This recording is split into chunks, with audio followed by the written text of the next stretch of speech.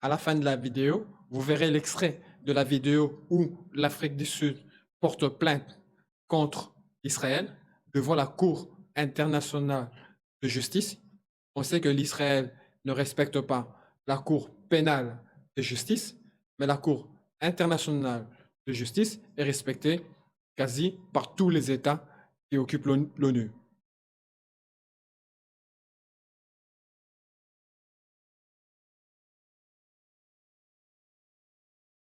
Bonjour les amis, heureux de vous retrouver pour ce dernier jour de l'année. Alors pour ce dernier jour de l'année, je vais la terminer comme, comme j'ai commencé ma chaîne. Ouais. Donc, les amis, euh, meilleurs vœux, où que vous soyez dans le monde, passez des bonnes fêtes. J'espère vous voir tous, enfin, j'espère que vous me verrez tous l'année prochaine et que vous serez en bonne santé. Ça, c'est la première chose que je vous souhaite. La deuxième chose, c'est le bonheur. Et la troisième chose, que vous ayez un peu plus de pépettes qu'en 2023. Et que vous continuez à vous abonner, évidemment, en 2024. Alors les amis, pour terminer cette année, donc je vais la terminer comme on l'a commencé tous ensemble. Vous avez sûrement entendu parler, donc j'en ai parlé dans la vidéo précédente, enfin dans une des vidéos, où il y avait des otages qui ont été abattus par l'armée israélienne, ok, par des soldats qui ont la morale. Ils ont abattu 3 otages. Alors l'armée dit que les 3 otages ont été identifiés par erreur comme une menace. En conséquence, les soldats ont ouvert le feu en leur direction et ils les ont tués. Voilà, c'est ce que le porte-parole de l'armée de la morale nous dit. Moi, ce que j'ai entendu à la télé et ce que j'ai un peu lu sur le net, c'est qu'ils sont sortis torse nu avec un bâton attaché à un drapeau blanc dessus. Donc, sûrement un t-shirt qu'ils avaient, ils l'ont attaché dessus et ils le faisaient bouger de gauche à droite. Alors, les soldats, eux, ils étaient sûrement en panique parce qu'ils se trouvent, à mon avis, dans une zone où ben, il y a de l'action, ok? Donc, c'est peut-être la panique ou je ne sais pas quoi. Donc, ils ont abattu ces gens-là. Ils auraient pu tirer sur les jambes, sur les bras ou n'importe où pour les mobiliser, étant donné qu'ils ont vu un drapeau blanc. Mais bon, ils les ont abattus. Maintenant, je me pose la question, comment veux-tu que des soldats respectent les règles d'engagement, donc les règles de guerre, hein, parce qu'il y a beaucoup de règles, on va pas faire la guerre comme ça, hein, il y a des règles. Lorsque, lorsque tu as des hauts représentants, les dirigeants israéliens qui traitent les Palestiniens comme des animaux, lorsque des ministres du gouvernement parlent ouvertement, sans peur, sans reproche, sans tout ce que vous voulez, publiquement, de vouloir recoloniser Gaza, envoyer les Gazaouis en Europe, car on sait bien que l'Égypte n'en veut pas, hein, et à juste titre, parce que l'Égypte sait très bien que s'ils arrivent en Égypte, ils ne retourneront plus. Donc, ils vont prendre des terres aux Gazaouis. Donc, l'Égypte dit, non, non, moi, je ne veux pas de ce problème-là. Bon, bref, on a déjà parlé dans les vidéos précédentes.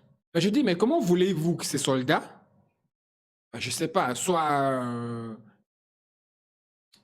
conscients de ce qu'ils font, parce qu'ils sont déjà partis à la guerre avec des idées que c'est des animaux. On doit aller les exterminer.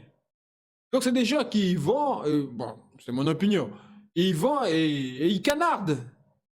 Quand ils sont là, ils sont en train de se faire canarder. Donc eux aussi, ils canardent, ils sont en pleine guerre.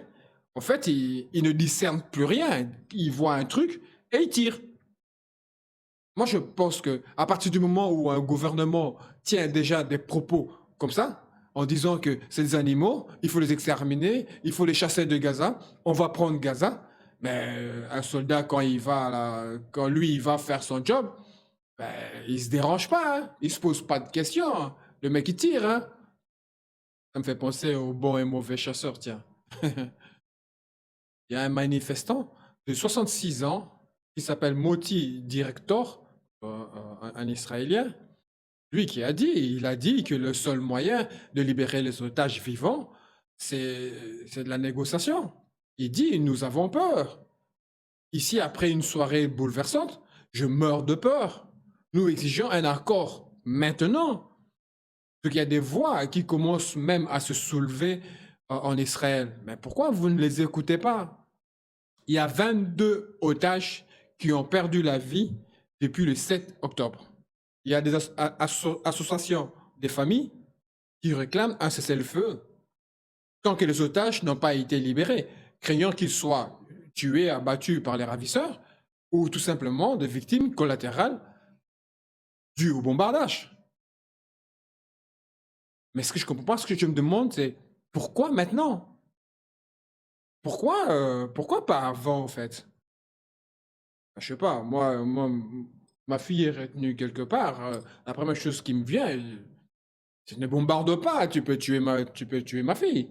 Enfin, enfin, expliquez-moi, parce que je ne comprends pas, à moins qu'il y avait autre chose. Alors, dans certains gouvernements, quand vous avez comme ça des soldats qui abattent des civils, des soldats qui abattent des, des otages qui devaient euh, délivrer, je sais pas, moi, un gars comme Netanyahou, oh, Netanyahou, devrait démissionner. Ce gars, au fait, hein, le 7 octobre, il devrait déjà de lui-même, par respect envers sa population, il aurait dû démissionner déjà.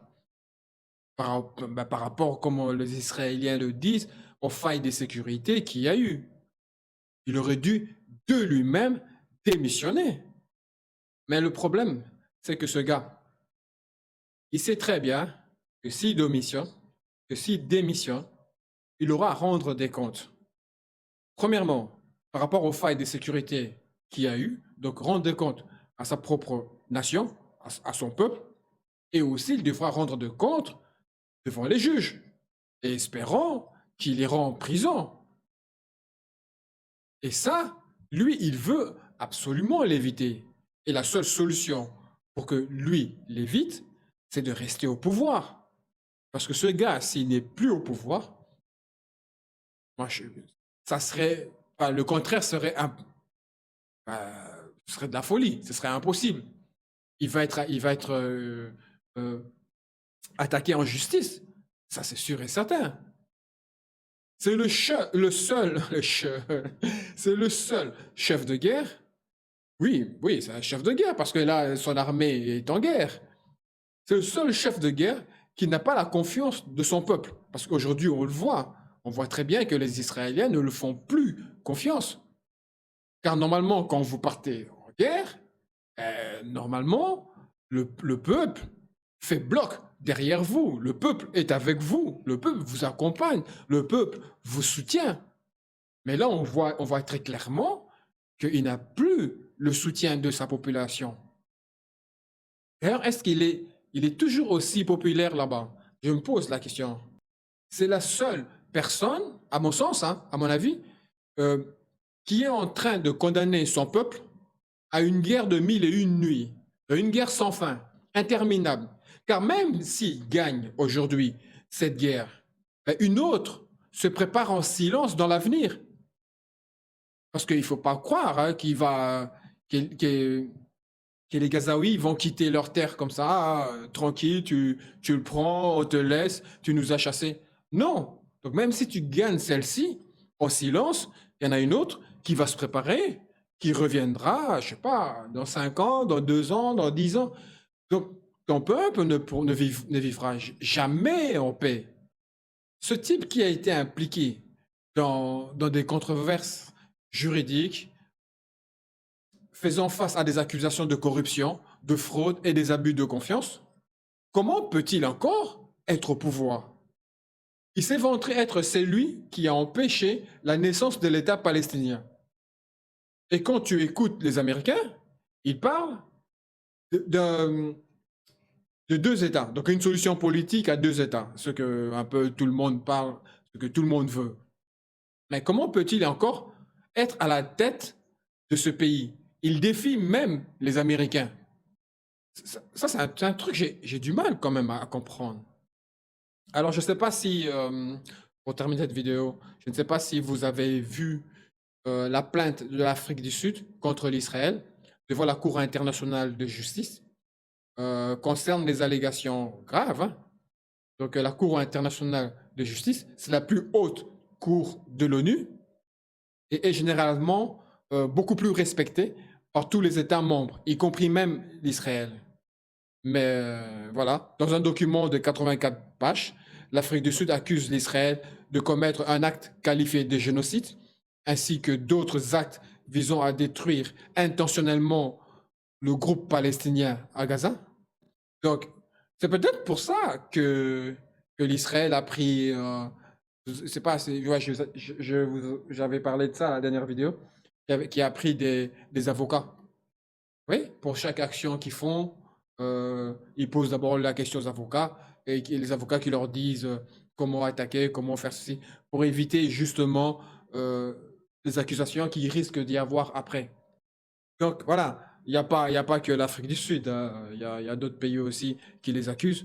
Donc ça commence. Moi, je suis content. Je suis content. C'est dommage que, c'est- que la plainte vienne de l'Afrique du Sud. Vous voyez ce que je veux dire? On aurait aimé que la plainte vienne du côté de l'Occident. Tu vois? Je sais pas, que ce soit l'Allemagne, la France, la Hollande, l'Angleterre, je sais pas moi, l'Italie, Portugal, l'Espagne, j'en sais rien. Que ce soit un de ces pays-là qui porte plainte contre l'Israël devant la Cour internationale de justice. Là, ça aurait, enfin, je pense que ça aurait secoué l'Occident, hein. Mais bon, il faut un début à tout.